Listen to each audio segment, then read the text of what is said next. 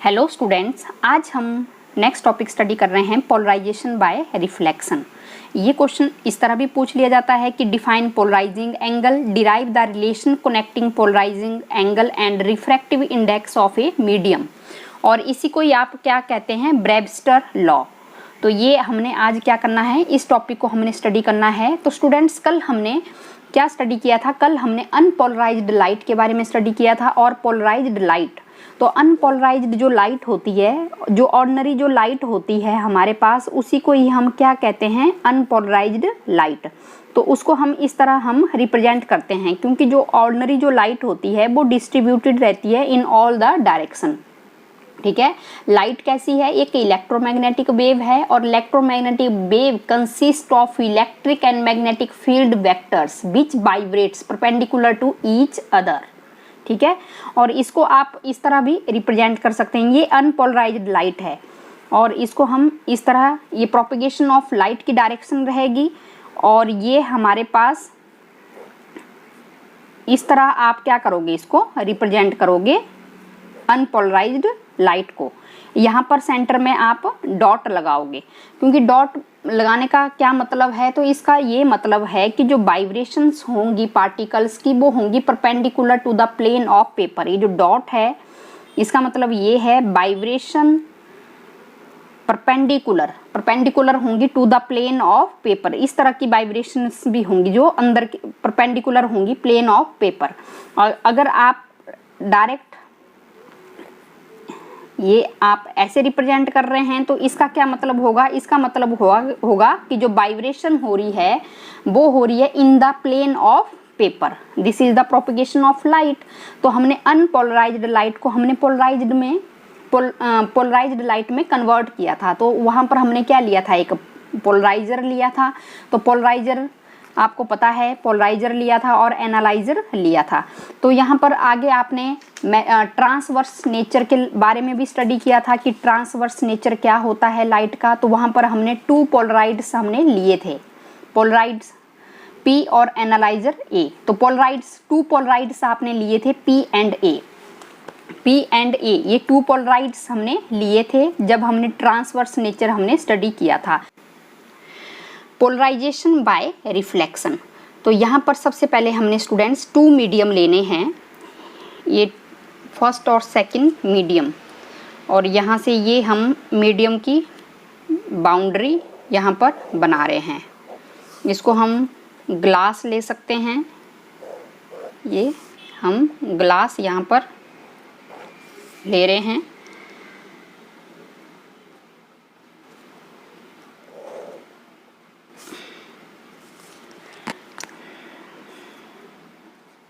और ये बाउंड्री है, ये हमने एयर लिया है, एयर मीडियम है, और नीचे हमारे पास कैसा मीडियम है? ग्लास मीडियम है।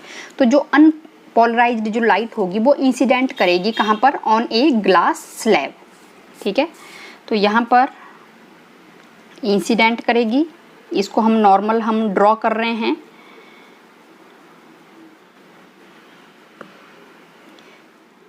यहाँ पर ये नॉर्मल हम ड्रॉ कर रहे हैं कि जो अनपोलराइज्ड जो लाइट होगी वो इंसिडेंट करेगी यहाँ पर ग्लास स्लैब के ऊपर, यहाँ पर इंसिडेंट करेगी। तो अनपोलराइज्ड लाइट को हम किस तरह रिप्रेजेंट करते हैं, ये अब आपको मालूम होना चाहिए। इसको हम यहाँ पर आप डॉट भी लगाएंगे बीच में, ये डॉट हम लगा रहे हैं क्योंकि ये ऑर्डिनरी लाइट है, अनपोलराइज्ड लाइट है। तो यहाँ सेंटर में आपने डॉट से इसको रिप्रेजेंट करना है। तो ये कहाँ पर इंसिडेंट कर रही है? ग्लास स्लैब के ऊपर ये इंसिडेंट कर रही है। तो यहाँ पर मैं इसको एंगल ऑफ इंसिडेंस I मैं नाम दे रही हूँ। अब उसके बाद आपने बताना है कि it is partly reflected and partly refracted. अपने ही मीडियम में यहाँ पर जो रे ऑफ लाइट होगी वो रिफ्लेक्ट हो जाएगी, क्योंकि मीडियम क्या है? सेम है। तो सेम मीडियम में जो लाइट होगी वो क्या होगी? वो रिफ्लेक्ट हो जाएगी। तो यहाँ पर मैं इसको एंगल R में बता रही हूँ। और जब यहाँ से लाइट ग्लास स्लैब से एयर मीडियम से लाइट अब कहाँ जा रही है? ग्लास स्लैब में जा रही है, तो रिफ्रैक्शन होगा। तो ये आपने रिफ्रैक्शन बता देना है, क्योंकि इस डायरेक्शन में जो रे ऑफ लाइट है वो रिफ्लेक्ट हो रही है और इस डायरेक्शन में जो रे ऑफ लाइट है वो क्या हो रही है, रिफ्रैक्शन हो रहा है, क्योंकि मीडियम यहाँ पर चेंज हो रहा है। तो यहाँ पर मीडियम चेंज हो रहा है, तो जो रिफ्लेक्टेड जो पोर्शन होगा वो जो लाइट है जो रिफ्लेक्शन में जा रही है वो कंप्लीटली प्लेन पोलराइज्ड लाइट हमें मिल रही है। ठीक है, कंप्लीटली कैसी मिल रही है, प्लेन पोलराइज्ड लाइट। आप तो जो लाइट स्टूडेंट्स रिफ्लेक्शन में जा रही है तो वहाँ पर जो वाइब्रेशंस हो रही हैं पार्टिकल्स के बीच में वो हो रही हैं vibration perpendicular to the plane of paper. तो अब मैं उसको डॉट से ऐसे रिप्रेजेंट कर सकती हूँ। वाइब्रेशंस कैसी हो रही हैं, perpendicular to the plane of paper, और इस तरफ जाने वाली जो लाइट है वो कौन सी है, plane polarised light, plane polarised light. अब आपको मालूम है कि पोलराइज्ड लाइट को आप किस तरह रिप्रेजेंट करते हैं, तो अब आपको कन्फ्यूजन नहीं होना चाहिए। और जो रिफ्रैक्शन में जो लाइट आ रही है यहाँ पर वो है partially polarised light, partially polarised light. Partially polarised light में जो रे ऑफ लाइट आ रही है वो अनपोलराइज्ड लाइट भी है, अनपोलराइज्ड लाइट भी है। अनपोलराइज्ड लाइट होगा तो यहाँ पर डॉट भी आपको बनाना पड़ेगा। अगर पोलराइज्ड लाइट हमें मिल रही होगी तो विदाउट डॉट हमने इसको बनाना है। और आगे ये डॉट, ये कैसी मिल रही है हमें, पार्शियली पोलराइज्ड लाइट। क्योंकि यहाँ पर क्या हो रहा है स्टूडेंट्स, क्योंकि पोलराइज्ड लाइट भी आ रही है रिफ्रैक्शन में और साथ में पोलराइज्ड लाइट भी आ रही है, तो इसको मैं R डैश में ये नाम बता रही हूँ। तो यहाँ पर हमें ये पता लग रहा है कि ये हमारे पास जो डायग्राम है। अब स्टूडेंट्स क्या होगा यहाँ पर कि जब किसी पर्टिकुलर एंगल पर ग्लास स्लैब पर जो लाइट है वो इंसिडेंट करेगी तो जो रिफ्लेक्टेड जो लाइट होगी उस केस में वो कम्प्लीटली प्लेन पोलराइज्ड लाइट हो जाएगी। अगर किसी पर्टिकुलर एंगल पर जब लाइट यहाँ पर इंसिडेंट करेगी तो रिफ्लेक्शन में जाने वाली जो लाइट होगी वो कम्प्लीटली प्लेन पोलराइज्ड लाइट हमें मिलेगी।